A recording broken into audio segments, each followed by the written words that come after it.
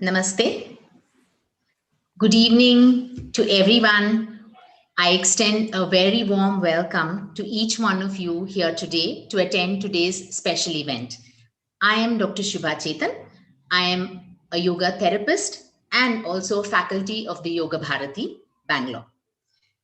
Before we begin any introduction or any talk about today, let us take this forward with a prayer. Please be seated in a very comfortable posture, keeping your spine upright, head, neck, and shoulders aligned. Gently close your eyes. Bring your awareness to your breath. Observe the inhalations and the exhalations.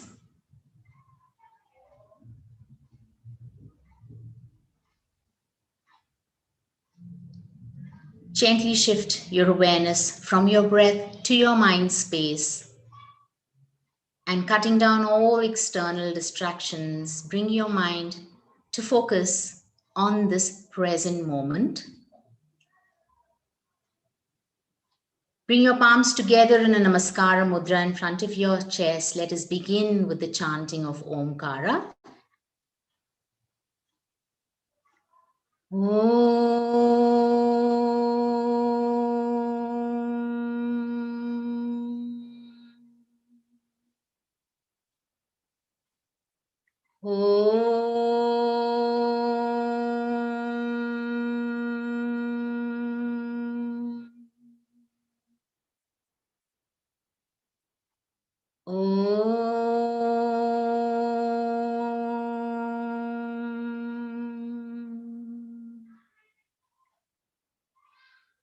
Om Sahana Bhavatu Sahanau Bhunaktu Sahaviryam Karavavahai Tejasvinavadhitamastu ma vidvishavahai.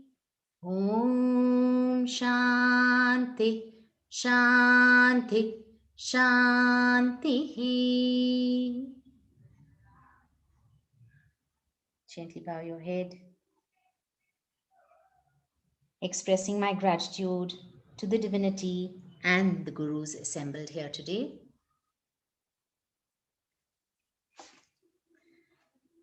Once again, warm welcome to all of you gathered here today. Let me just begin. This is, as you know, a special program by the Yogabharati. Yogabharati is a non-profit voluntary organization. The Bangalore chapter has been started in February 13th, 2001 by a group of like-minded people under the able guidance of Yogashri Raghuramji.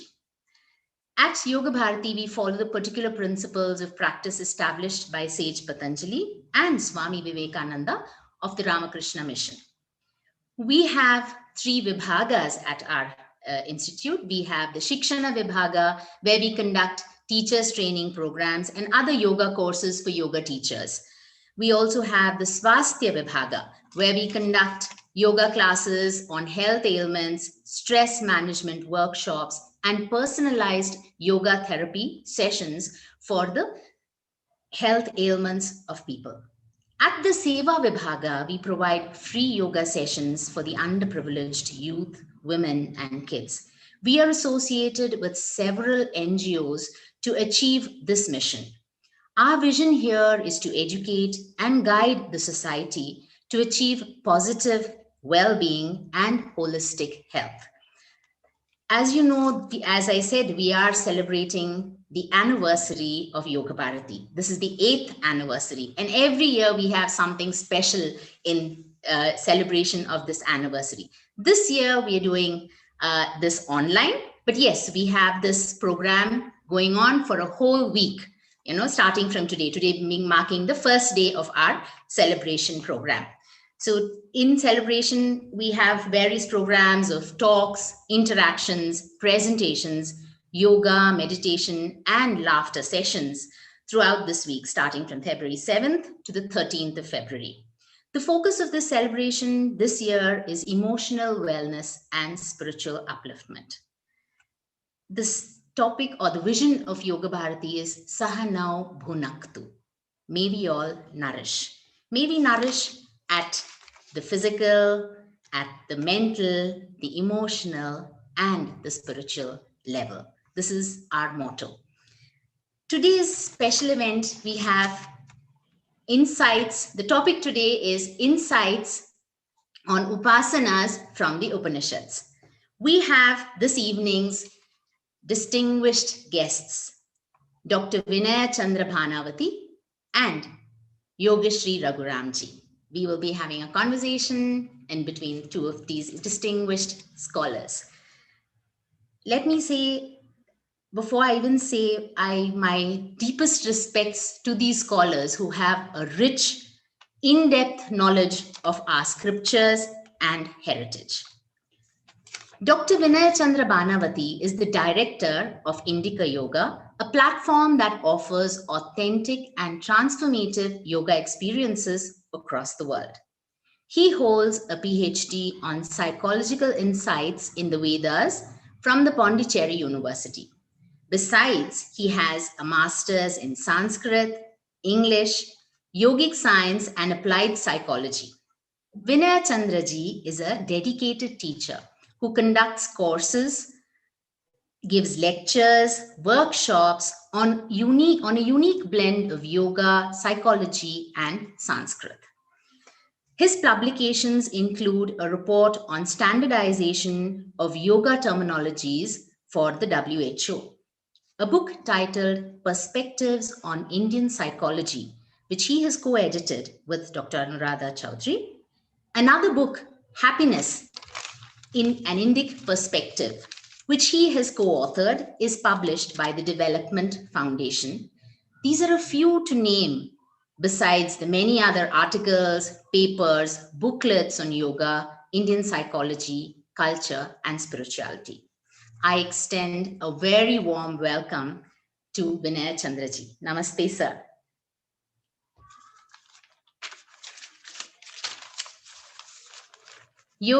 Our second distinguished and esteemed guest, Yogeshri N.V. Raghuram.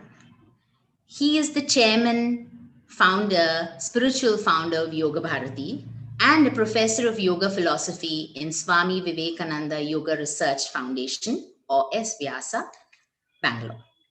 N.V. Raghuram is trained under some of the renowned exponents of yoga, such as Professor Satyanarayan Shastri, and has been practicing yoga since early childhood. He is instrumental in introducing yoga therapy in a neurological clinic in Germany, starting yoga therapy in hospitals in Italy, Turkey, China.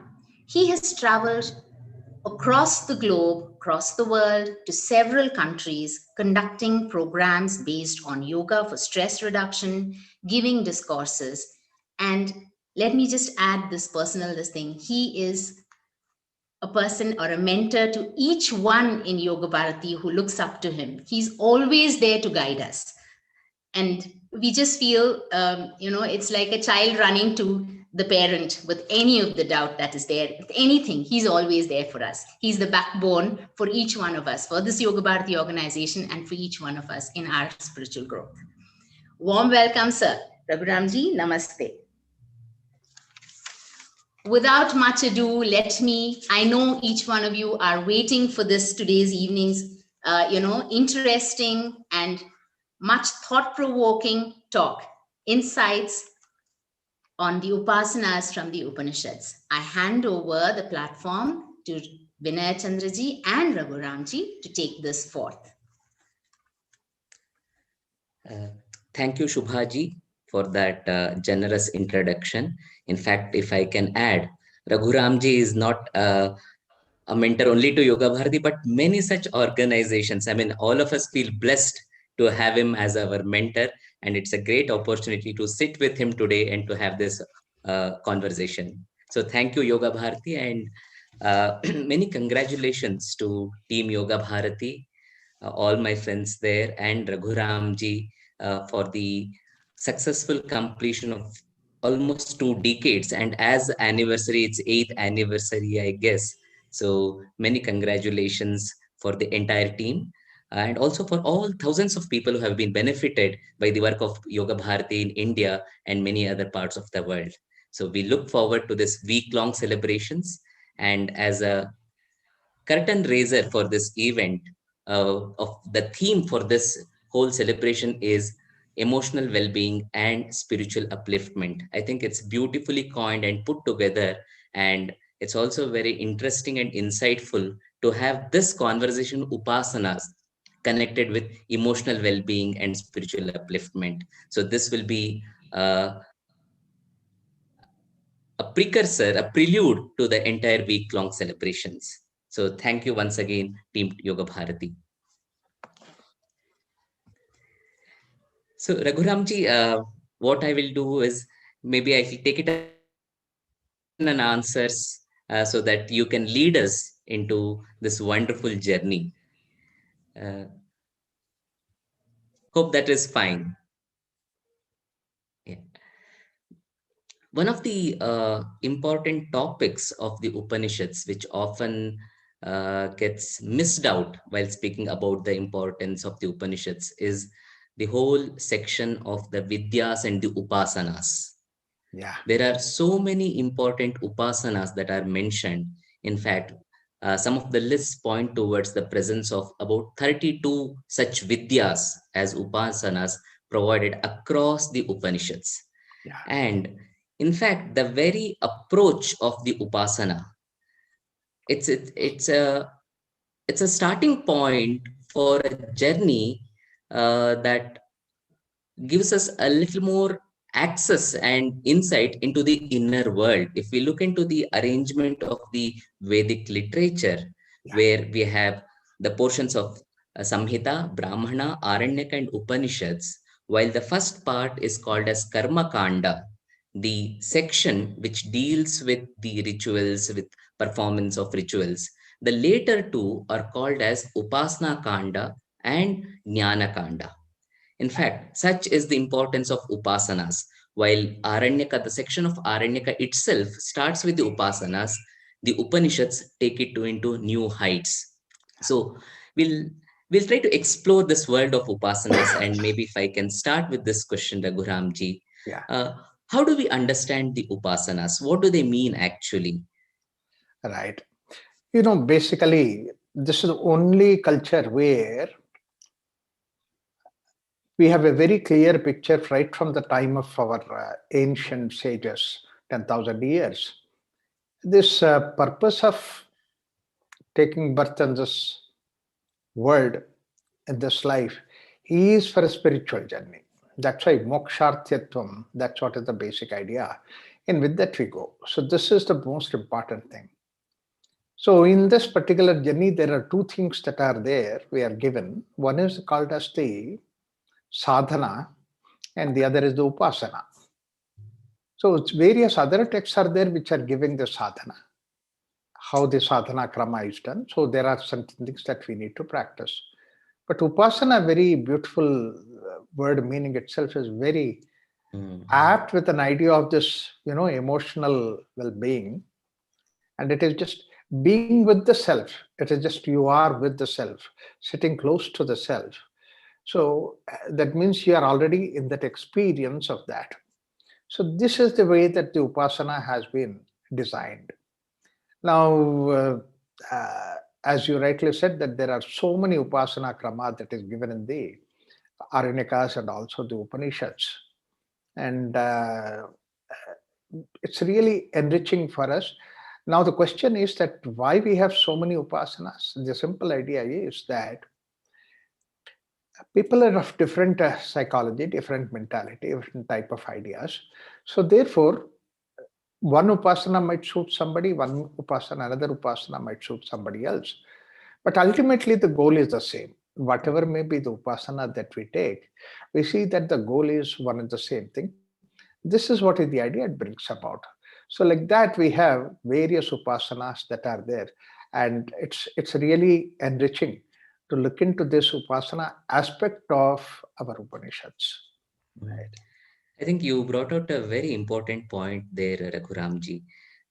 In order to cater to different minds and different mindset, different means of sadhana has been provided. Right.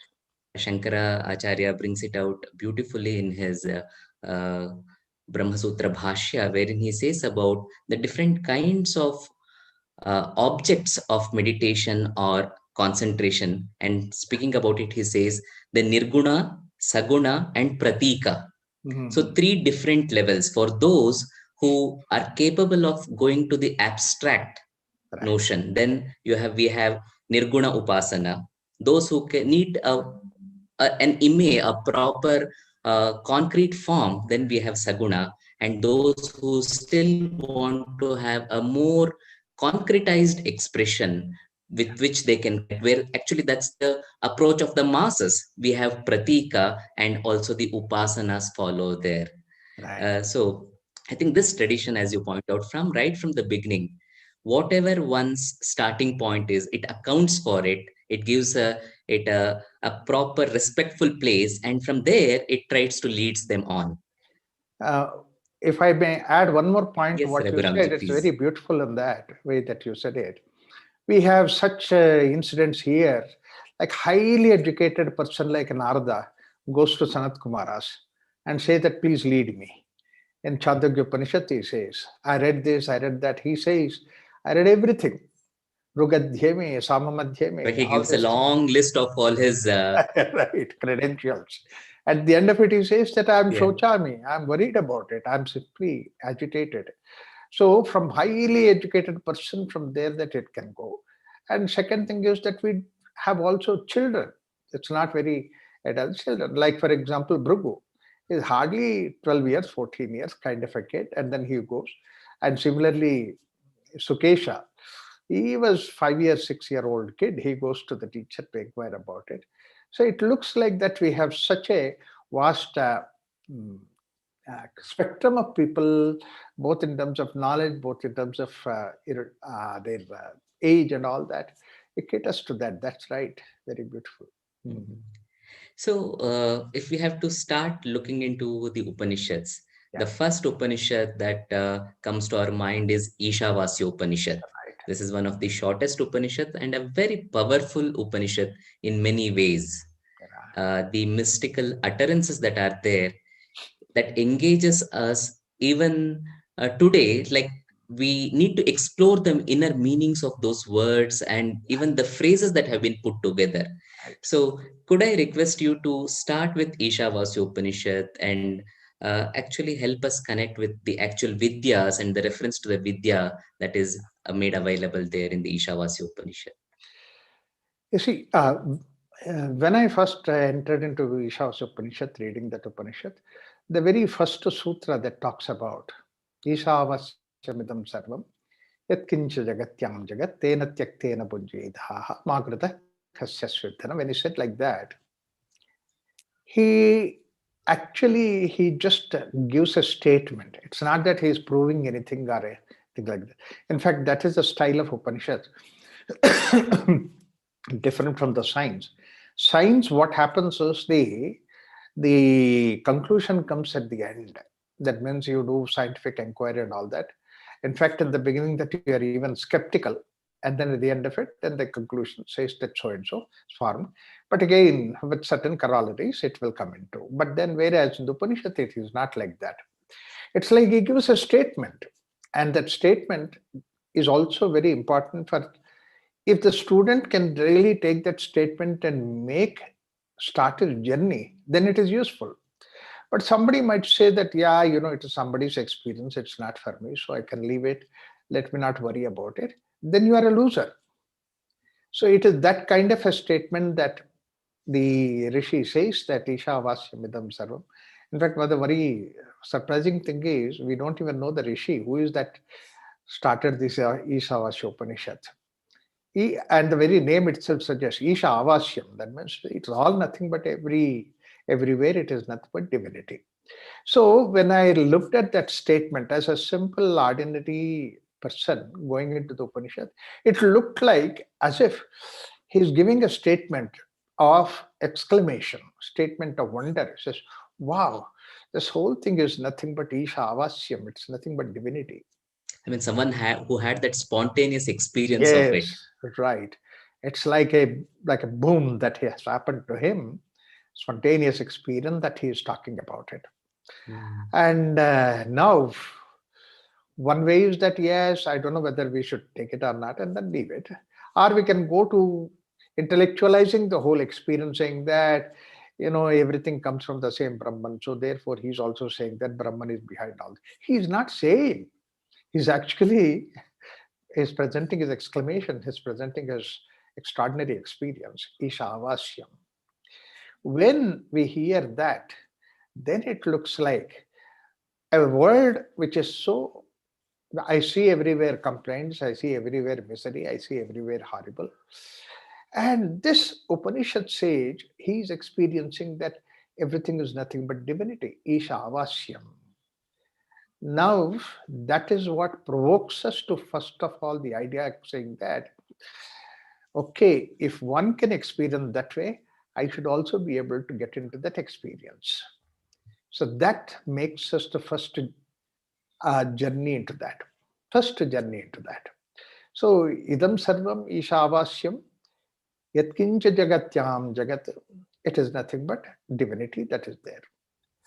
And with an idea of not getting involved in that, not getting lost into that, be in this.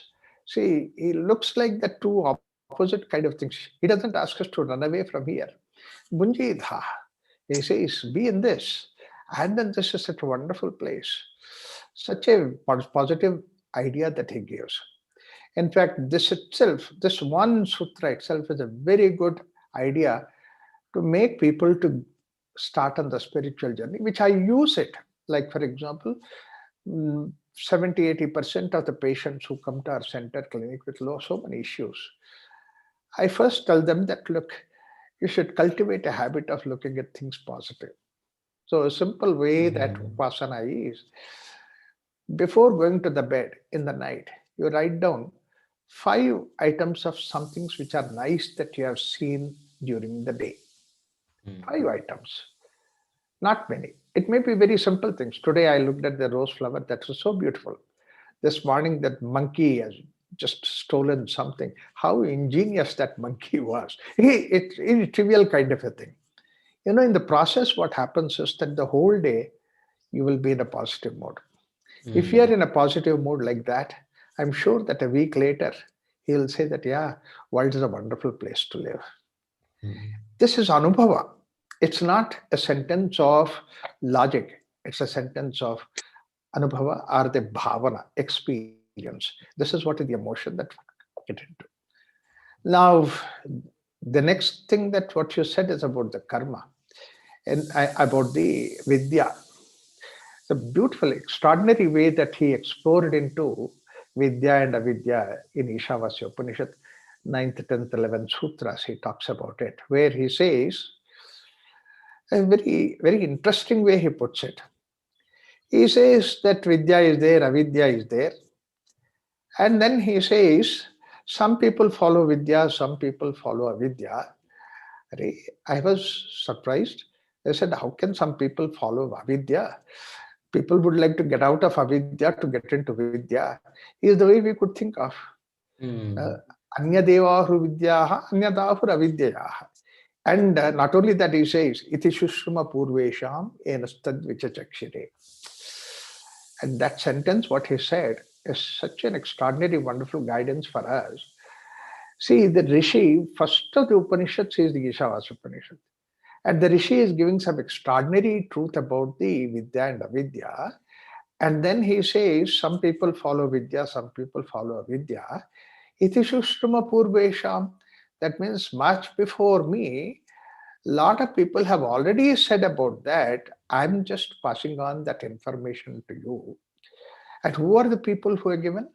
Enastad Vichachakshiri. That means to say, they have extraordinary insight into these things. I mean, he doesn't even take the ownership of that statement that he makes. What a humble rishi he must have been. That itself is good enough for us to learn about it. But then now when we go deep into it, who are the people, what is the people, why people go to avidya? Vidya we can understand knowledge. But then avidya, he says, actually, it is also a vidya, but it is not meant for, as Shankara puts it, vidya is supposed to be that what gives you inner freedom, mukti or moksha. Mm. Sa vidya, ya vidya, sa vimuktaye. But then, if it is not giving us moksha, mukti, or siddhi, then whatever that knowledge that is there is supposed to be avidya. So, what is vidya is not avidya, but vidya is this. So, there is so much of knowledge in the world outside. It's very important. Physics. And that's why continuing further, he adds this most beautiful comprehensive statement there. Avidyaya mrutyum tirtva, vidyaya amritamashnute. My God, that was an extraordinary, wonderful statement that is given. What is the way, and one will really rebel against that. Avidyaya mrutyam tirtha. When he says avidya, it is not ajnana. It's not having the knowledge. See, in Sanskrit, in English, Sanskrit we have vidya and avidya, beautiful way.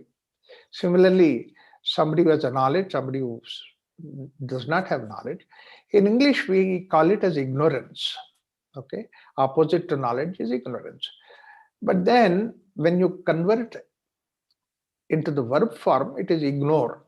Actually, a child is born with ajnana. Child is born with ajnana, and it is nothing wrong about it. And more important thing is, child does not ignore anything. He actually is more curious, more inquisitive, more open to anything. He is like a blotting paper, he absorbs. Therefore, basically, that a child is somebody who can absorb. So the journey starts from ajnana to jnana. But the jnana can be in these two ways, vidya and avidya.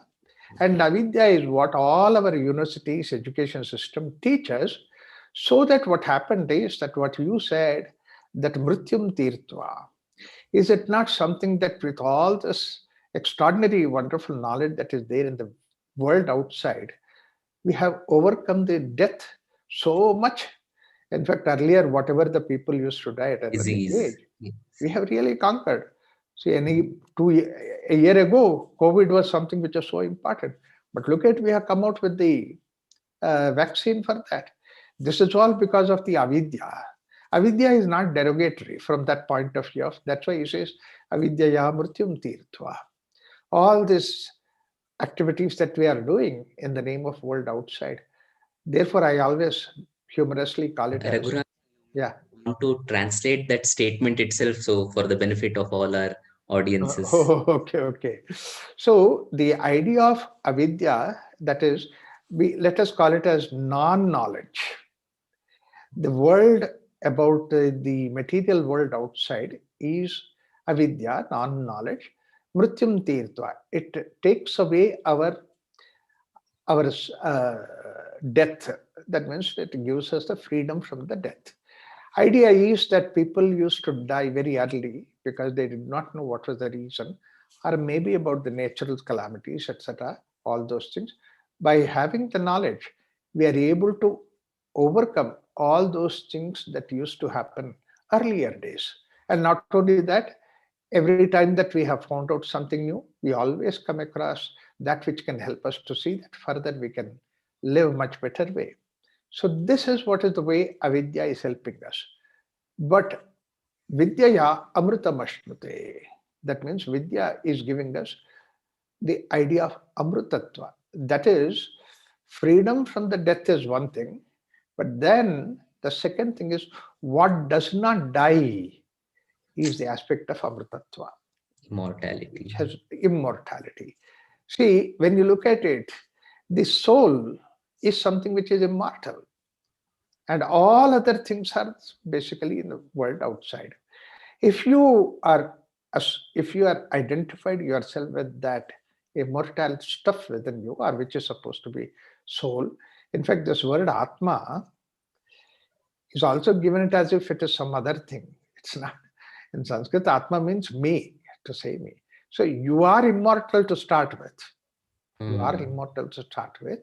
So getting back to that, your own nature called your immortality, if you become like that, then what happens to the death does not touch you, Mm. including your body, including your mind, and all those things. Yeah, one day it will go. Such a person is a person, he will also be a witness to the death that is happening to the body, his own body. He'll be watching it. Mm. That's what Ramakrishna Paramahamsa, he says to Sharda Devi. She was crying. He says, what do you think of? You are crying? You think, what is the death occur to me? It's like for me, I leave this body and go to another body. It is like the way that I leave one room and go to another room. It is as simple as that. At the last moment when he's dying, these are the statements he made. That means it's out of his own experience that he has said. That's why this Vidya and Avidya aspect that Ishavasya Upanishad gives is an extraordinary piece of manana we need to do it so that we slowly identify ourselves with that. I mean, it has such an integral perspective from Yeah. all dimensions. Mhm. One, it takes into account the worldly knowledge as Yeah. avidya and gives it a respectable place. And Right. it also says what is the purpose it serves. It Yes. definitely helps us to survive. That is the necessity. But Yes. that's not the end of it all. I mean, Yes. there's one new dimension that needs to be awakened, and that's where the vidya comes into picture. Mhm. Vidyaya amritam ashnute. So on one side we have the productive knowledge which helps us to survive. On the other side, it's the contemplative knowledge which takes us close to our own being. Yes. Yes. This is the upasana. Upasana means staying with the self. That's what the way it helps. So this idea of Vidya and Vidya Upasana, Yeah. they seem to be a little synonymous with one another. Yeah. No, Raghuramji, Upasana and Vidyas. Any thoughts on that? And examples from the Upanishad, other Upanishads, especially the Taittiriya Upanishad, Yeah. which also has a beautiful conversation, stories, Right. and in that background, we see at least a few interesting vidyas. In Hmm. fact, the Bhrugu Varuni Vidya is so Right. beautifully presented. Right. So we would definitely like to hear a little more from the Taittiriya Upanishad. Taittiriya Upanishad gives us say three different types of upasana krama. Hmm. Right. In fact, it is something which is for a student of Upanishad, that student of a spiritual journey, very important Upanishad because it starts with the Siksha. We need to make this journey and learning process. That's what is the idea of Siksha he gives. And then he goes to the Bhruguvalli. The last one is the Bhruguvalli, of course, Anandavalli in between, Brahmanandavalli. Bhruguvalli, that is a student and teacher conversation goes on. Bhrugu is the student, on his name that Valli is there, and then the teacher is Varuna, supposed to be his father. This is one of the important questions of inquiring about who am I. In other words, whatever that is I am is also what is the world outside or the creation outside. So, therefore, the question he starts with from the idea saying that what is this whole creation is all about? Yato vayamani bhutani jayante rajatai. So that means to say, what is all this? Where from does it come? Where does it go back? And all that. This is what the student asked the teacher. The teacher Varuna says, look into yourself. Tapasa Brahma Vijnasasva. That means to say, do tapas. Now, often people understand this tapas to be like um, troubling yourself, putting yourself into all kinds of suffering and all that. Shankara makes it very clear while commenting about that in there. It is, don't depend on the sensory organ, look inwards. And the way that you look inwards and then finally you reach that ultimate, what is that you inside, that's what is tapas. Immediately also takes up another question, idea saying that I'm asking about what is the origin of this universe and where from it come. And you say, look into yourself and find out what you are. Is it not a different, is it not a unconnected answer? He said, no. Shankara gives a very beautiful idea about that, saying that you are also part of this whole universe. You cannot separate yourself from this creation. Mm. And you are one of the essential parts of the creation. Second thing is, You are so close to yourself in this whole creation of universe. So getting into the universe, origin of the universe, is getting into yourself. It's this one and the same thing. And second thing is that when you look into the universe, you use the senses. Whereas when you look into yourself, you transcend the senses. This is what is paravidya. This is what is very important for you. This is what way it helps. Therefore, when the teacher says look into yourself is something which is very important. Now, there are several ways that has been explained, but what Upanishad gives is only steps. And people can definitely elaborate it with the help of various other explanations behind it. But whatever that Upanishad makes the journey is a journey we all can make it. That means when the Prabhu says, I found out this, he says, Annam Brahmeti Vyajarat, Annadhyeva Khali Manibhuta. He says that this is, and this Annamaya Kosha. That's what he says. When Bhrigu says that, actually what Bhrigu represents is any one of us. So Bhrigu is saying, it's like we Any true also. seeker. Yeah, he is a seeker, true seeker. So if you want to be a true seeker, you also identify with that. Yes, I'm this physical body. But then that also gives next idea saying that when Bhrigu goes to the teacher says, come further, go further. Tapasa Brahma Vijignasasva. Again, go further. That means to say, this experience that I am the physical body for me also, for us also, it's not sufficient. We need to look into it. Therefore, that it makes our journey continuing. And then very soon that we can also recognize that we are not this body. This body is only outer cover, which is being driven by the prana. So therefore, prana is the life force behind it. So we easily come to the next question, next solution. What Bhrigu arrives at is the prano brahmeti vyajanat. In fact, when you look at Patanjali Yoga Sutras, I'm just a little diversion I'm going to. Patanjali also looks at that human being model that he has is human being is two different kind of forces that are there, like where our activity. One is the activity which is diverted outwardly, and that's what is prana. Another is diverted inwards, that's what is chitta. Thinking, memorizing, scheming, planning, and all those things is the chitta. So this way, Patanjali also gives that idea. In fact, he doesn't even recognize that human body is a primary thing at all. He says you just Sthirasukhamasana, once you sit there, then you further is whatever that is the prana has to be done. He gives several sutras on the prana. So the student here also comes back to the level of prana, but then the teacher says, go further. This is where, rather than looking into what Bhrigu says, can we come to sit down and look at ourselves to find out what could be the next thing?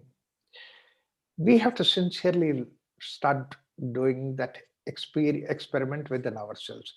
Then we come across that, yes, it is the mind which seemed to be guiding the physical body and prana. So therefore that we come to a level where it is mind. And the way that he says that, ask question that whatever that is there in the universe is what is there within me.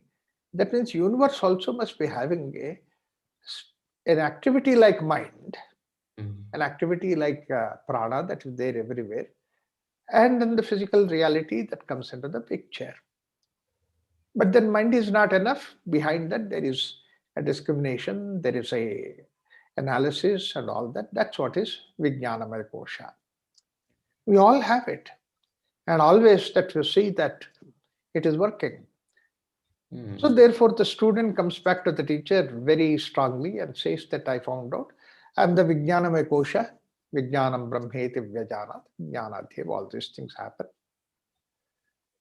But then this real point is here where the teacher says, find out further. Satapotapyata. Now this is where most wonderful thing is that the whole world literature, world philosophers stopped at the level of intellect. Nobody has done what can be there beyond the intellect. our personality. In fact, you see that whether it is Aristotle or whether it is Socrates or Karl Marx, they all went to that far that you see intellect was the highest.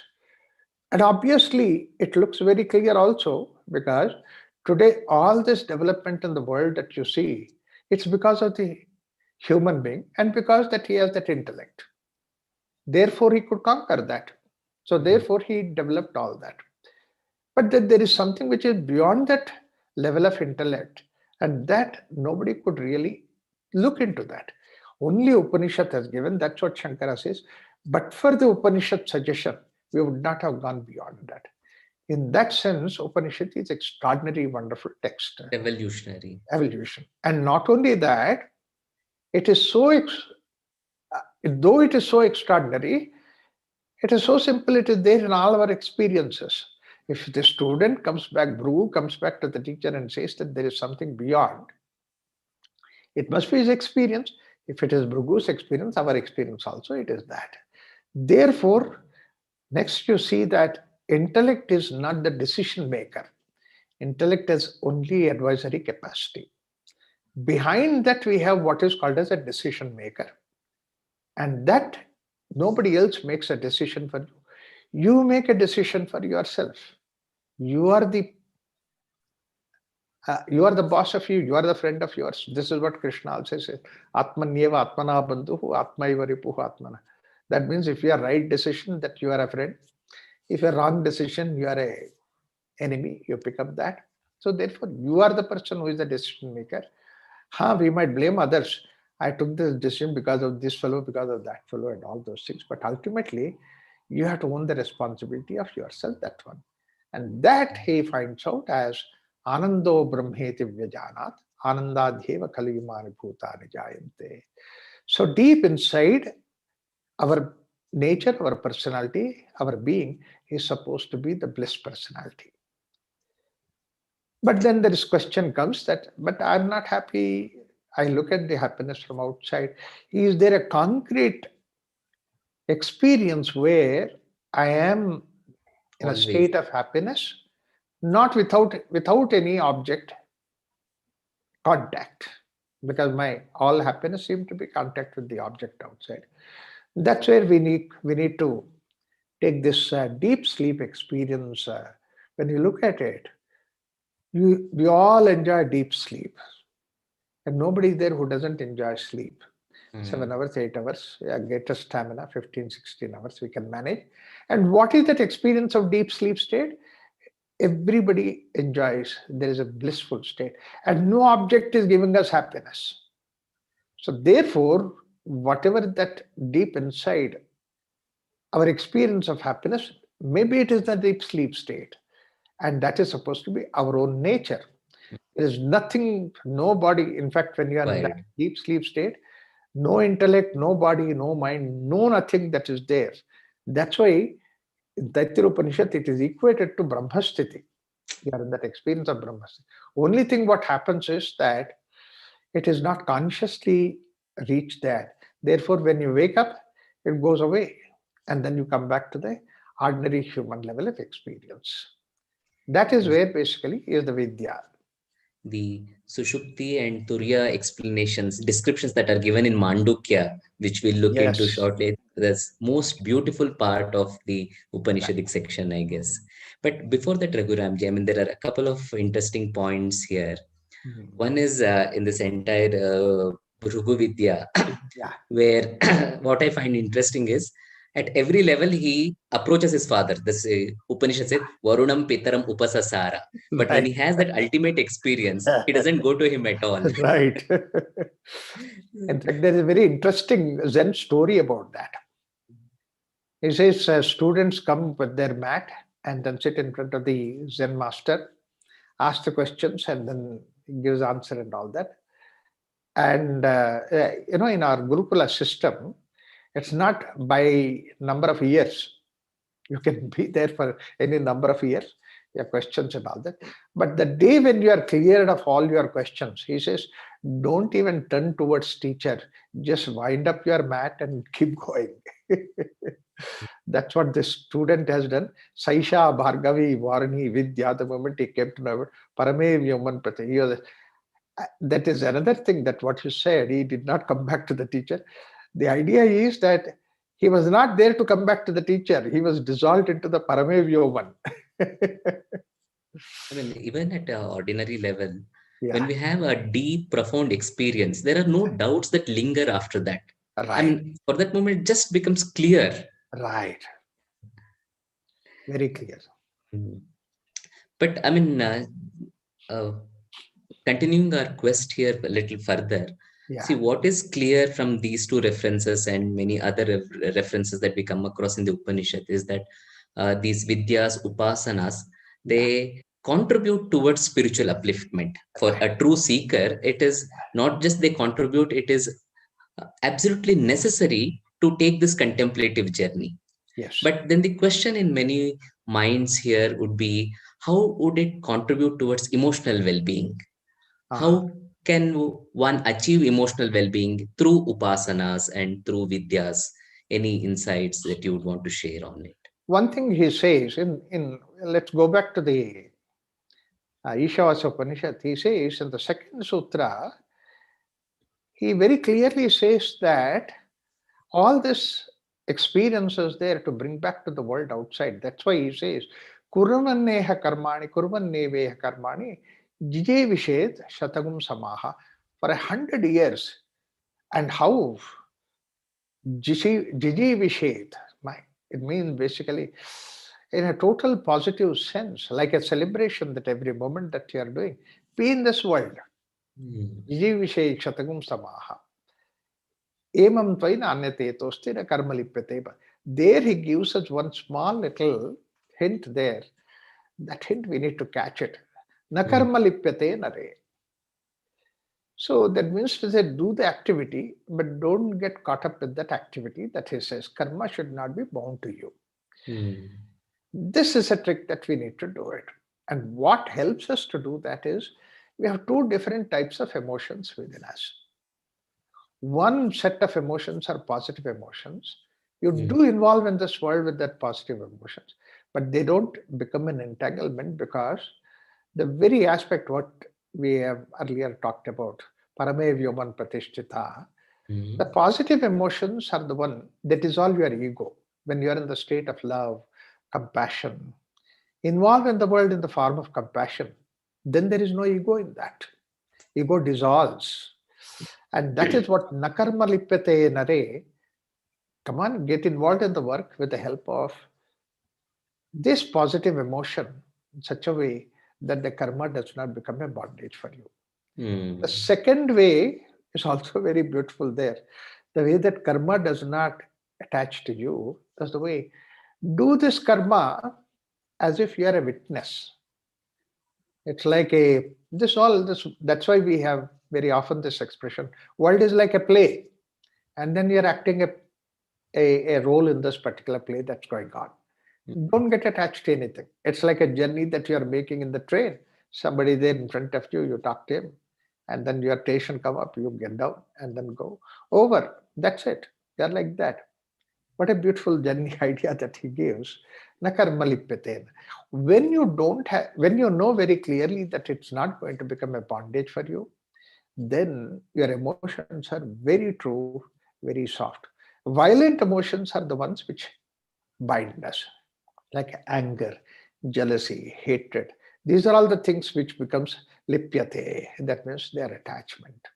So that's best way that we could involve in this world without getting involved emotionally, got caught up into that.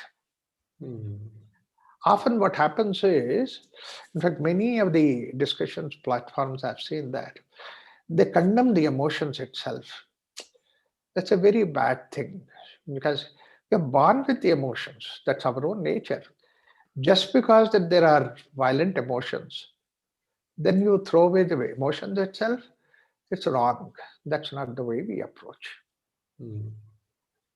In fact, as we were discussing about the multitude of approaches that are available in the field of yoga, The whole field of school of Bhakti Yoga, in fact, Right. takes up this particular domain of culturing the emotions and transforming them. Yes, very highly, very.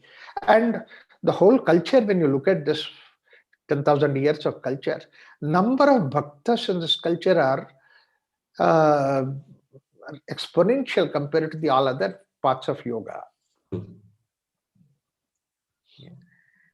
Raghuramji, I mean, if I can add to this point, one is it helps us to work with the positive emotions, Yeah, which will contribute towards the emotional well-being and stability. The right, other aspect, which I feel could also be equally important, is that what Upasanas do is they help you to turn the gaze inward. right. So from an external object, external world, Yeah, they make a slow transition to the inner world and try to connect with you to a more stable anchor right. spot or anchoring center.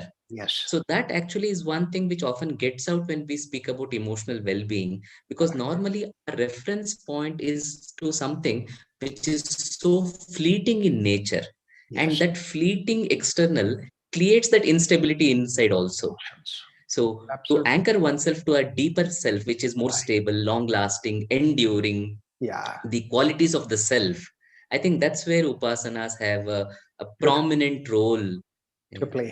Mhm. Yeah. Lovely. And Taittiriya Upanishad gives one more thing. Mhm. Sorry, you are asking some question. And but No, I anyway, was just continuing with the next other prominent upasana that comes across, but yeah, maybe you want to share about Taittiriya and then we can yeah. go later. This is what is Anandavalli. Mhm. Uh, is another beautiful way that Taittiriya Upanishad gives us very beautiful explanation about that. And while giving that, you see, Ananda is such a abstract kind of a experience. Yeah, happy. But then this happiness, you cannot quantify that. It's an abstract. But then the greatest of Patanjali is the greatest of this Upanishad is he quantifies that. Sayesha Manusha Eka Manusha Ananda. That means to say it is one human happiness, he says, gives a very beautiful explanation of that, which is yeah, Raghuramji, just to add, yeah, there is a paper which has been published. Like a lot of happiness studies are happening. One yeah. of the earliest papers that has been published, I think, by Ergyle or someone, who Uh, says what are the important factors of happiness that cause happiness. yeah. And almost the list corroborates with what we see in Taittiriya Upanishad.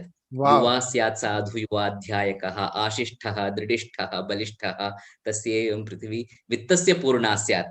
Wow. The need of money, age, uh, Yeah. and knowledge, like And all these health, stamina. Right. stamina, all these factors, more or Right. less they correspond. So it's My very God. interesting. How long time ago that Upanishad sage looked at this thing so beautifully. And then with all those things, it is Sayeko Manusharanda. This is where, you know, all this is something which is basically about the material world outside. But then transcending the material world, going into a different domain is what helps us in the way that when we go into the emotions called as uh, Gandharva. That means to say, any of these art forms is supposed to be something which is beyond what is the material aspect is. So that is where he now steps into that area in Anandavalli. The Then he aesthetic says, happiness. Te shatam manusha anandaha sayeko manushya gandharvanamanda. This Gandharva is all this, whatever that is the emotional component or the aesthetic component, beauty component, and all those things. That's what he jumps into. And from there, now he takes off in that direction. Then he says Devagandharva, Devananda. Look at the way he goes on. Finally, he brings about that idea of aesthetics or the idea of beauty, idea of Gandharva aspect of it, right up to the Karmadevanamamanandaha, Brahaspateram. Like that, it just goes on. So that means to say, whatever that we are struggling to get the happiness in the world outside is just only in the first step. True. And when we turn inwards, And the journey that we make in the inward life is something which is 100 times greater Ananda. What an extraordinary, wonderful explanation that Ananda Valli gives us. All And that what we require is to look inwards. Yeah. at every level, the gradation, he qualifies it by having these two qualities. One is Yes. Shrotriyatva and Akamahatatva. Akamahatatva. And that is multiplied by 100 times. So Right. Shrotriyatva is the knowledge, the Yes. contemplative knowledge as we go inside. And Akamahatatva, which gives us a sense of dispassion. I think these are two important elements which often gets missed out, even in any happiness discussion, even today. In fact, there is also another Akamahataha is also gives us the idea of peace of mind, because mind is nothing but Kamahataha. Akamahataha is the peace of mind. So that means there is various grades of peace of mind that we have, various grades of peace of mind we can achieve. That's the reason why this whole meditation aspect is, which is really very important for a lifelong process. Raghuramji, another upasana which often comes across many Upanishads, Yeah. while there are some Upanishads in a particular, upasanas in a particular Upanishad, at least the upasana like Omkara Upasana. Yeah. It is spread in many Upanishads. Right. So you may want to share something about it, Yeah. the importance, and also connect it with the Mandukya Upanishad, where it actually breaks the components of the Omkara and takes us to an experience. Some sound is coming. Where is it? Okay. Anyway, yeah, now it will start. Yes. Om is such a unique concept. Many places he uses it in the Upanishads. Not only in the Upanishads, Patanjali also couldn't resist. Tasyavachakam Pranava, he brings about that upasana of Pranava upasana. And not only that, he says, if that one is there, everything else is, you can just forget about it. Like that he gives. In Taittiriya Upanishad, also that he says about Om. But Mandukya brings about very beautiful picture about Om, and very solid way that he brings about in the Mandukya Upanishad. He says, and again, Mandukya Upanishad is also one of the Upanishads which is the question of who am I? See, from the point of view of a common man, when you look at it, we have been always referring, I'm angry, I'm hungry, I'm upset, I'm this, I that. We always use it. So that means to say, I must be there hidden in my own experiences. So that's why Mandukya Upanishad very intelligently says, you have been using the I. If I'm not introducing specially any I to you, you have been always using. That means you have already an experience of I. So why don't you look into your own experiences and find out who is that I? I think this is one of the an important as feature of the Upanishadic teaching, where it always starts from an experience, or leads towards an experience. So experience forms the basis in which the entire journey has to go. Absolutely, absolutely. Therefore, he says, look into your experience. You see, if Upanishad would not have suggested it, our experiences are a zillion experiences. And how do you group them into groups? Like, for example, matter you grouped into solids, liquids, gases. There is nothing like that you can do here. So how do we group it? What an ingenious way that Upanishad, the briefest of the Upanishad. And that is grouped. All things, one is the wakeful experiences. That's what is Jagarita Sthana. The second thing is the dream experiences. And third is the deep sleep experiences. You can't improve that categorization. Nothing is left out. Nothing is left out. But then the greatness of it is, he says that from these three experiences, I have to take out what is called a you in it. And for that he used Omkara, Pranava. And all wakeful state experiences, he call it as Akara. Dream state experiences is who, and deep sleep experiences whom. But then whenever we sing Om, at the end of it, the fourth part, that's a silent aspect of it. You are wakeful yet silent. And that is the fourth part of it. That's where basically he uses the idea of Mandukya in explaining about these three particular states, and then how, first of all, logically we arrive at, and second thing is how we can bring about that from this. This is what Mandukya Upanishad gives it. I go into all these details in my long explanation of this Mandukya Upanishad. It's one of the most scientific, logical kind of an Upanishad that Upanishad has given. Yes. But if you want to just take us through at least the Turiya state a little more. Yeah. Turiya state is that state where neither you are wakeful, nor you are dreaming, nor you are deep sleep. There is nothing like there is an awareness inside, there is an awareness outside. It's beyond all kinds of awarenesses. But you are just simply aware. You are simply in the state of awareness. And then it cannot be explained. That's why basically it is called as Turiya, because Turiya means only the state called fourth. It does not have any name behind that. Adrishyam, Adveshtam, Avyavaharyam. So all those things, there is nothing that you can do. But then it is that which is behind all these states that are there. You are in the transaction in the wakeful state, dream or deep sleep state, because that you are behind it. That you. Only thing, and unfortunately, that though we have here and there that experiences of glimpses of that Turiya state, we never stayed there because we didn't know that. So consciously, when you practice that, you go to that state. That's what is very important to see, that how we can go to that. So the whole of meditation, according to Mandukya Upanishad, is consciously withdraw from the wakeful state, dream state, and deep sleep state, so that you have the glimpse of that Turiya, the fourth state. Unexplainable, and it cannot be put into words, because the moment that you put into the words, it becomes the material world outside. This is the idea that it brings about. Yeah. And what you said, the ingenuity of the seer to connect it with Omkara, which is such an important aspect. I think, yeah, that's in that way, or in many ways, this Upanishad stands out. Maybe what I would do is I'll request you at the end to lead us through a meditation based on the Mandukya teaching.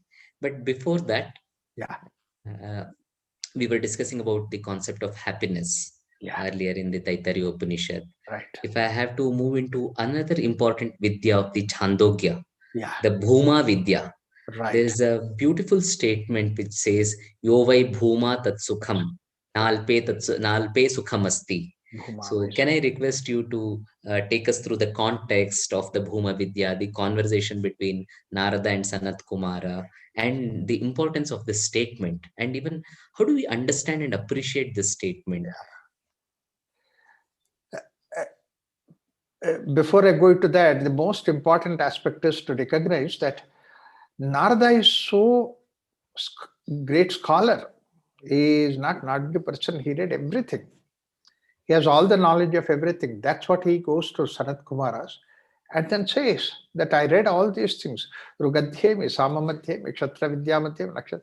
All these things that I've heard. But in spite of it, my suffering has not gone. Shochami.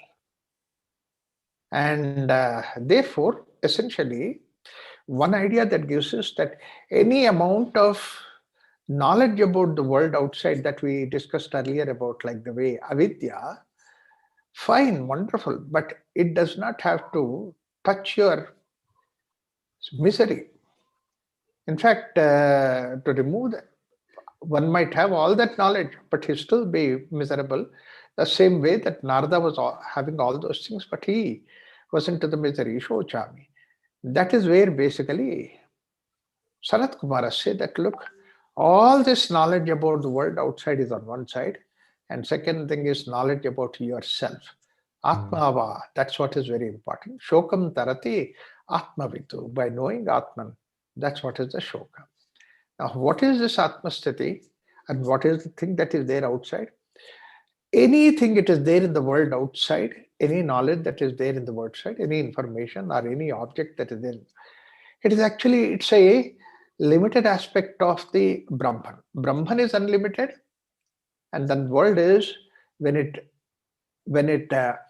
becomes limited, that's what is the world. And that's what we see that in the Aitira Upanishad, he gives about that idea that how it limits itself to become something like material world. Like, for example, what we see is limited to only the eyes. That means whatever you hear is limited to ears. So therefore, that limiting is the way that the world outside is created. And then alpatva, this is what he calls it as alpatva. And then he says that only thing that you can have, that sukha, is when you go to that non-limiting or unlimiting kind of a thing. And this is what he calls it as bhuma. Nalpe sukhamasti bhuma vai sukham. When you want to try to understand about what is sukha, it is not in the case of alpatva, but it is in the bhuma position. I mean, any amount of alpatva added together, still it cannot satisfy. Yeah, still it cannot satisfy, because basically that it still creates a boundary around you in whatever way it is like that. Therefore, actually, that's a very important statement. That is, the by addition of alpatva is not going to give us bhuma. It's a very beautiful way that you small make this particular line short. When Birbal was asked by Akbar, but not touch the line, he just put the bigger line in front of it so that this becomes small. It's not by addition, but you pick a bigger line. So bhuma is the one that you need to get into. This is fine. As Upanishad says, bhuma vai sukham. But then what is the way that we can apply in the day-to-day life? In any activity that we do, always that because the world has trained us in that way, we try to narrow it down. We try to make it, we try to use this I to make it short, small. I like it, I don't like it. I have to do it, I do not want to do it. Or if you tell I don't do it, if you do not tell, then I can do it. See, look at the way how many times we build the boundaries around whatever the activities that we do in our thinking. In our thinking, this man is okay, this man is not okay. If he is like this, then it's okay. So, like that, how many kinds of boundaries that we created in our psychology, in our mind. And every boundary that we create is actually binding us. He is limiting us. We don't have any boundary. That's what is bhuma. So deep inside, let us not create any boundaries. But for the sake of the world outside, yes, you may have to create certain boundaries, but you know very well, boundary does not belong to you. That boundary belongs to the world outside. Boundary is necessary for the world, so therefore you create. But deep inside, you don't have boundary. That's one of the reasons why in our culture that we have this kind of a thing. We said that Janani Janmabhumischa Swargadapi Pari. That means Janmabhumi, there is nothing which is greater than this Bharata Janmabhumi. But at the same time, for the sake of the world, we could say Vasudhaiva Kutumbakam. See, we had both these things so harmoniously blended, one for the sake of the transaction in the world, one for the sake of deep inside our intention. And we need to apply, actually we need to apply this in our normal day-to-day life. When you're referring about the egos and the boundaries, I'm reminded of a statement of Sri Aurobindo, where he says, I mean, it just puts it in a sutra format. He says, ego was the helper, ego is the bar. Yeah. So at a formative stage, yes, at some point when one is, it's just like a sapple is being sown. I mean, it needs time to grow, so no one should harm it. You have a fence put up, so ego has just that evolutionary role. But if it stays for longer, if that fence itself becomes bigger and bigger, then it will actually help, or it will spoil the growth of the plant. So that's why he uses the term ego was the helper, ego is the bar. was and is usage. So beautifully presented there. Lovely presented. Hmm. So I think when Chandogya Upanishad, we saw this Bhuma with the reference to this, but it is such a big mine of Vidyas. I'm Yes, always astonished at what all it has to offer. The right. more we dig, the more we are getting with the Samvarga Vidya, the Panchagni Vidya, Vaishwanara Vidya, and so Vaishwanara, on. The list goes on. Yeah. right. So many different Vidyas that are there. And in fact, that's why Chandogya Upanishad is one of the large Upanishads, big Upanishad, that is their voluminous. And then there is the similar way is the Brihadaranyaka Upanishad, where certain amount of Aranyaka is also part of the Upanishad, and it just goes on. So the amount of treasure that we have in all these Upanishads, giving us various types of Upasana Krama, is something which is so extraordinary. Mm. And one of the very important ideas that we can bring about in Upanishad, idea that is there, but brought it to the simple, normal way of presenting it for a simple idea, especially today where people are so much, scientists are so much concerned about this consciousness and all those things. You have such wonderful statements where say that consciousness is something which has become everything, base of the universe. This is where the first idea differing from the modern thinking. Modern thinking is the matter is the base of the universe, whereas we always held that consciousness is the base of the universe. Why is this consciousness is the base of the universe? Is basically consciousness has the freedom. That's why it is the base of the freedom. And nothing in this world has that freedom which consciousness has. Mm. And what has the freedom has an ability to give up its freedom. In the first place, what does not have a freedom cannot acquire freedom. So what has a freedom can give up its freedom so that it can become something of a lesser freedom. Why it is giving up? For the sake of utility. It is like the way that if I have a bank balance, money, it's like a freedom. I can do anything, but I can't do anything with money itself. Bank, I have to give up its freedom so that I can make it something, furniture, so that I can put it in the house. I can make a house, give up its freedom. So this way, it's a very simple idea that our Aitara Upanishad gives. That this is The where, proverbial expression that we come across often, no? yeah, Kartum akartum anyatha kartum samarthaha. right. This freedom, yes, What is freedom? Yeah. yeah. To do, to not to do otherwise.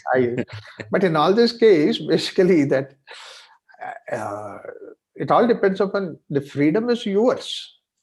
And most wonderful thing is that of all the 80 million species that are there on this earth, only human being has this extraordinary degree of freedom within himself. And but the freedom itself alone is dangerous. Freedom with the knowledge is useful. Freedom with the understanding is useful. That's why we have the freedom. We are one with the consciousness. We're all right. But at the same time, we need to go through this journey of the knowledge, which is very important, very profound. In fact, I'm just reminded of a statement from Viktor Frankl from his book A Man's Search for Meaning. Yeah. It's a wonderful book, and wherein he says one can take away all the freedom from man, yet the last one, the freedom to choose, is freedom to choose one's attitude in any given circumstance that can never be taken away from man. It's a beautiful statement, and he makes the statement by his own experiential assessment of the situation in concentration camps. He was the one who unfortunately goes through all the 4 concentration camps, including Auschwitz. And he says, I have seen people, 99% of them might behave like pigs, but 1% definitely behave like angels. And that is enough to say, if 1% behave like angels, that is human possibility. Right. We will not be bothered about the 99%, but we know the human possibility. If we just close our eyes to this possibility, then we are lost. Right. But to remind ourselves of this possibility and devise conscious ways of arriving at it. I Right. think the practices like Upasanas are extremely helpful, Right. which help us lead from point A to point B through this transformation. Lovely. Mm. Very important, very useful that way.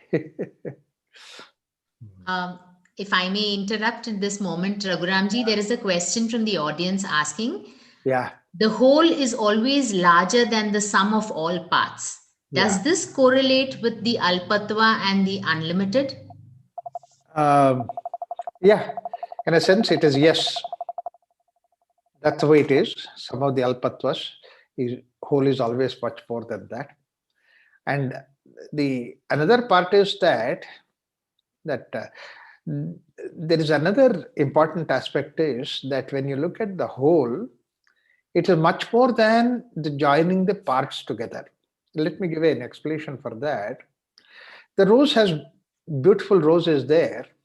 When I put this rose through a laboratory, find out what all that is there, he might give it in a test tube that this is what is the various ingredients that are there in the rose. But if I just mix all those things together, you cannot get the rose back. You cannot get the rose back. Rose is something which is beyond all those parts put together.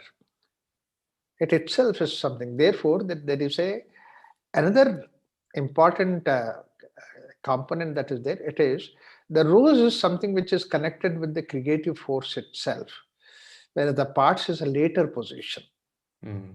So whatever it is in the later position cannot bring about the earlier position unless until it is coming from the whole itself. That is the idea. Beautiful, Ramji. Mm. I don't know if you would have still time because we know you have another Yeah, yeah. appointment to make. But if you have time, you definitely would like to go through a meditation. If you have time, yeah. Right. Uh, Shobha, any questions or anything? Or just we can go for meditation for a few minutes? Raghuramji, yes, I think we could go for meditation. At this point, there are no other questions. Okay, right. Very good. So let's pick up from this Mandukya Upanishad idea that where the whole of meditation is to see that the definition that he gives for the Turiya State is Nanta Pragyam, Nabahi Pragyam, Nobhayata Pragyam. It is neither the wakeful nor dream nor deep sleep state. So the idea is that you sit for meditation. You want to reduce all the inputs from outside. You, of course, in a simple sense that you say that close your ears, that there be no sounds from outside. Try to imitate as if you are going to sleep. Imitate as if you are going to sleep. But when once you are going to sleep, then don't allow yourself to get into the sleep because that has been our habit. Just gently wake yourself up. But then mind starts wandering. Bring the mind back to the silence with the help of Om. This Om is a sound which helps you to wake up, also helps you to see that you don't get into thinking pattern, that is dreaming pattern, but it will take you to that silence. So let us try to do that. So sit comfortably in a comfortable position, back, neck, and head in one line.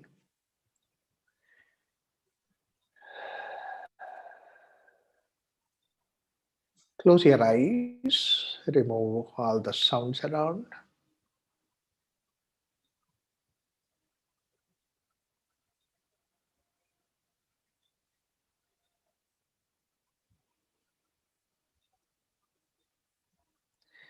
Relax the whole body or detach from the body, let loose, let go.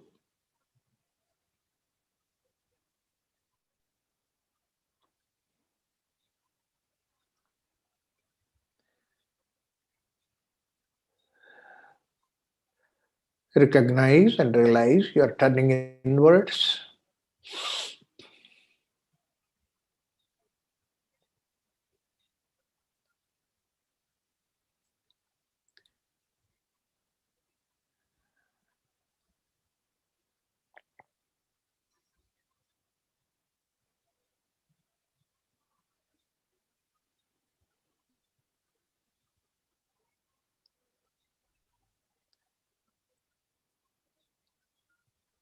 Even though all the activities from outside have been withdrawn, the pranic activity inside in the form of respiration is happening.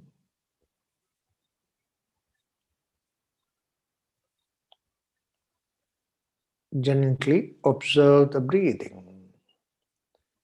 Normal, easy, relaxed breathing.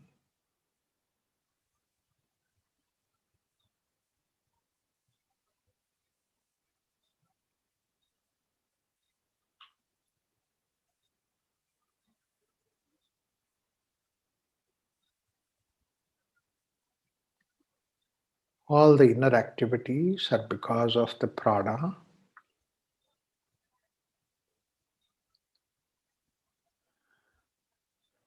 Once the breathing becomes gentle and soft, all the other pranic activities become gentle and soft.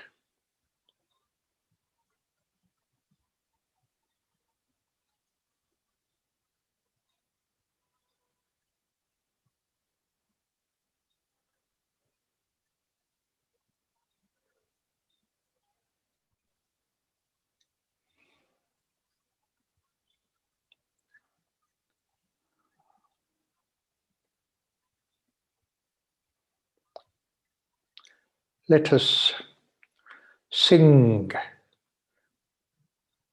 while exhaling 3 times Om, Aum, and silence. Mandukya Upanishad says 4 padas of Om, Aum, and fourth is the silence. So the breath goes into no breath state and the Om merges into silence. Let us 3 times sing Aum to go to silence, deep inner silence. Wakefully, that's what is Turiya. Breathe in.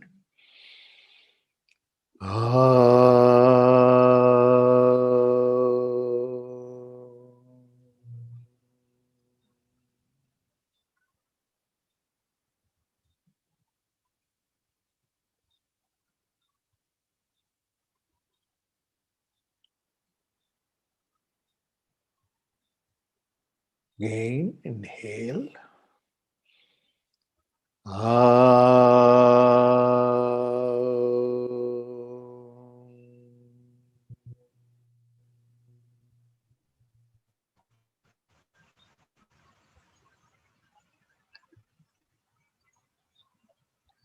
Last round, inhale.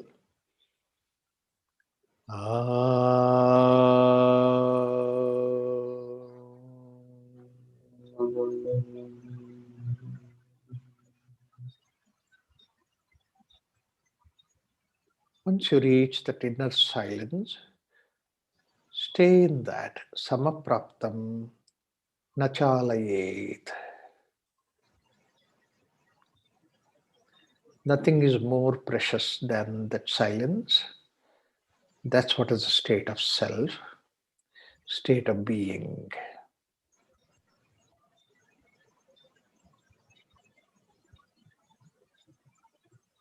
Each breath, while exhaling, mentally sing Aum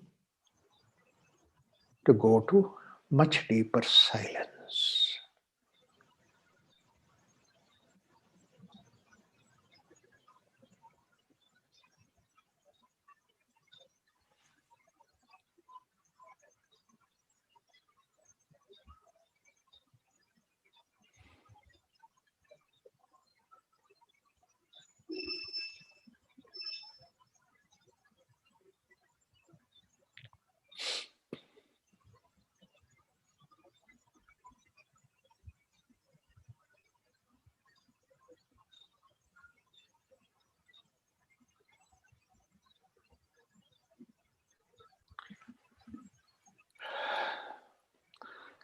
Let's close the meditation with the help of one Omkara. Join the hands at the heart center. Inhale. Gently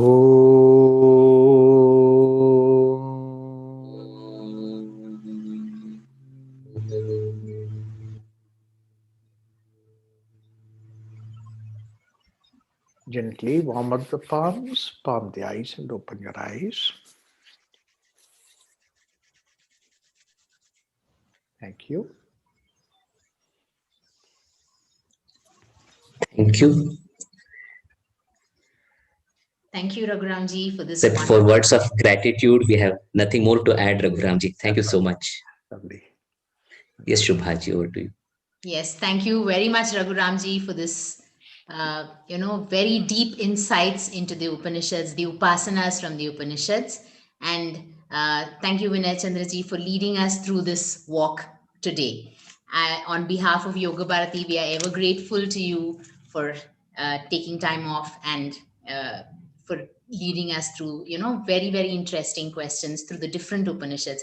As the word meaning of Upanishad says, sitting nearby at the feet of your guru when he's instructing. This is what we all did today, listening to Raghuramji, listening to you asking questions. This is the essence of the Upasana from the Upanishads for all of us. Thank you very much. And I don't know whether we have enough time for the questions. Please let me just check, because Raghuramji has to leave right now for another seminar. In a similar note, A, U, and Ma, which are three parts of Om, do they limit the experience of the pranava? And how do we know how exactly the pranava has to be pronounced for its essential experience? Whatever may be the way that you pronounce, the silence is the most important thing. Hold on to the silence. That will help you to get yourself into that state, which is neither wakeful nor dream nor deep sleep state, but you are beyond that. Somebody has asked, is the silent part of Om an unconscious state? No, it is. If it were to be unconscious, then you won't be singing Om, because you are singing. Basically, that means that your awareness is always there, and from that you go into silence. That's why this Om is very useful, because it progressively eliminates the influence of wakeful dream and deep sleep state. But then you are pure consciousness. You are left into pure consciousness. That means we are aware, yet we are in that silent mode. That's right? what Krishna says, sthita prajna. Yes. Being in the state of prajna. Vinayachandraji, I would like at this point to ask you a question which from somebody from the audience has asked. What are the tips to look inside? It would be audacity on my part to answer when Raghuramji is there, but still I can attempt it. As we looked into the Upasanas, the very framework of Upasana is to help us to turn our gaze inside. In the Kathoparishad itself, we come across this statement which says, the senses are naturally turned out, and that's where they move out. But it's only it calls upon a courageous man, Dhira, who can actually turn the gaze inside. So calling for this activity, Upanishads and Aranyakas, they give us a list of practices which they largely call it as Upasana. So if you look into each one of these Upasanas, it is nothing but holding an object with contemplative reverence in an internalized manner.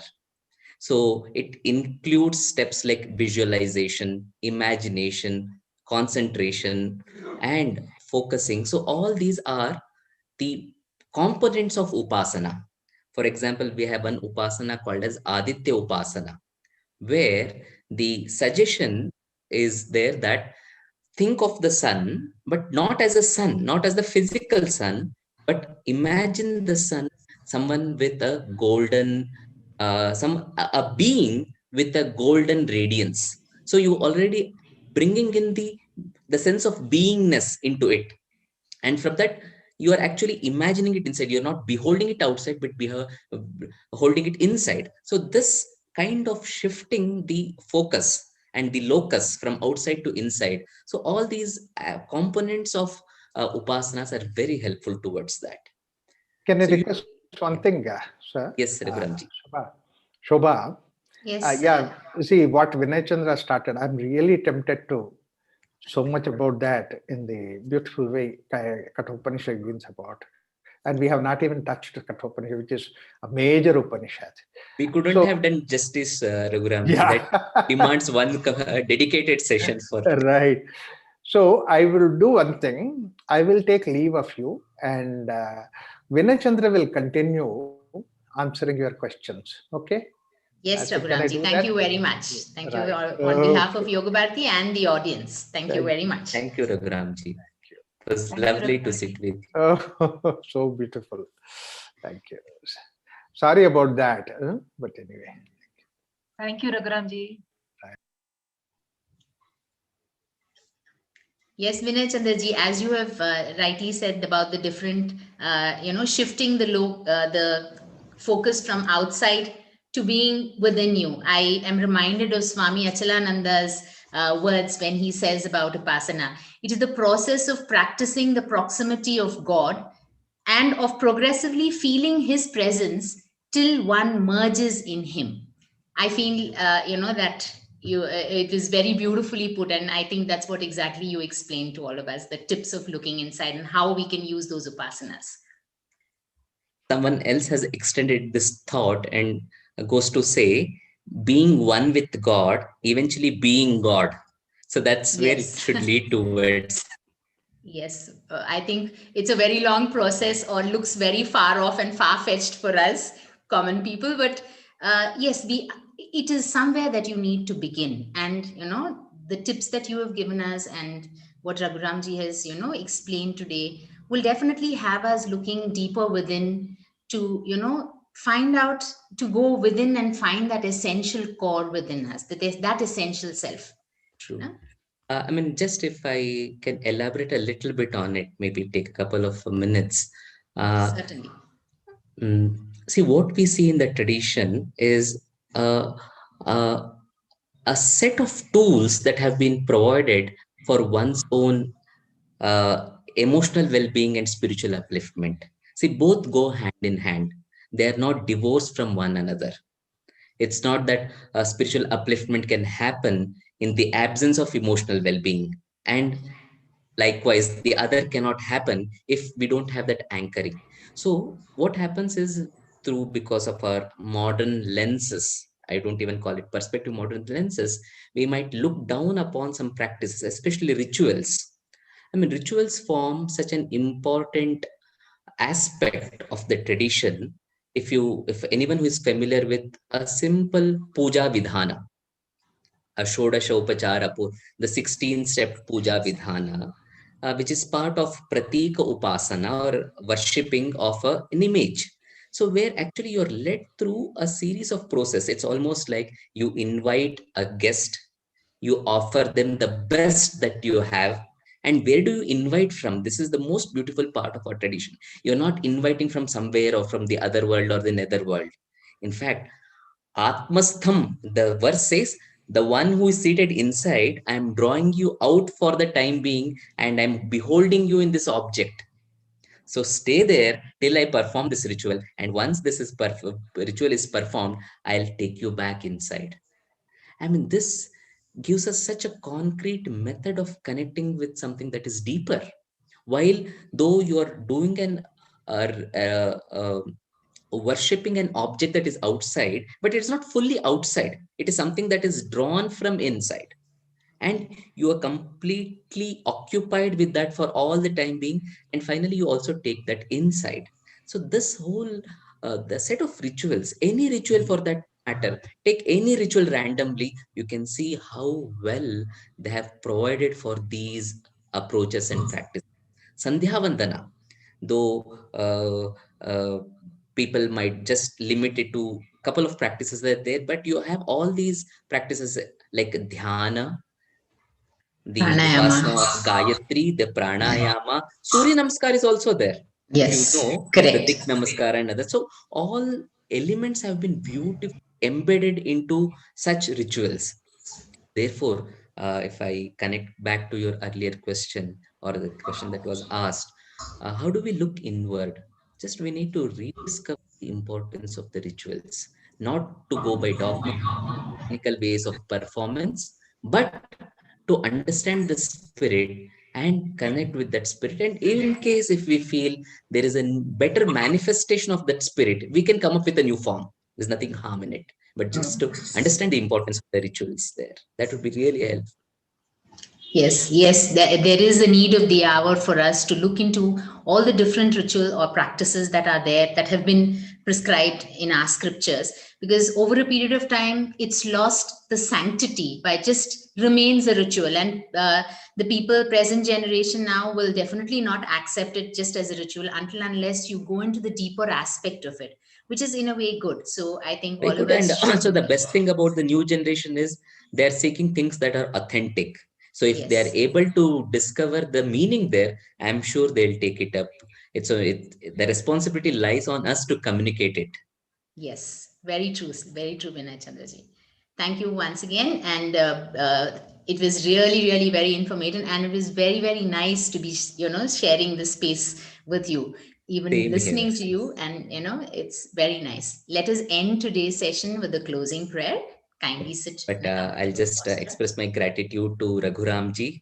In fact, he suggested this topic and I really enjoyed. And Prabhaji, yourself, and the entire Yogabharati team for this achievement. The Thank you. entire Yogabharati team is grateful to you, sir.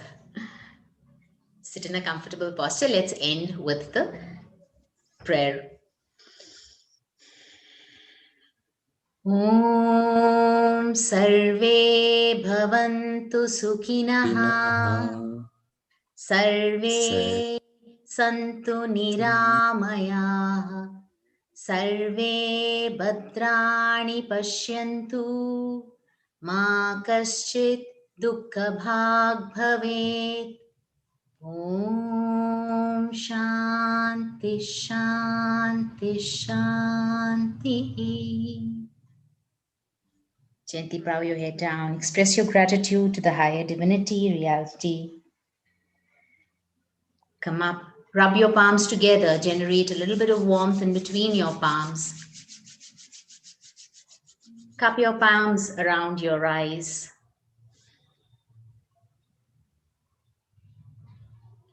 Removing your palms from your eyes. Keep them spread out. Blink your eyes open, looking into your palms. Thank you. Once again, we come to the end of today's very, very informative, deep, insightful session. Thank you. And good night from Yogabharati to each one of you. Stay tuned. Please remember, we are celebrating this whole week with different perspectives and different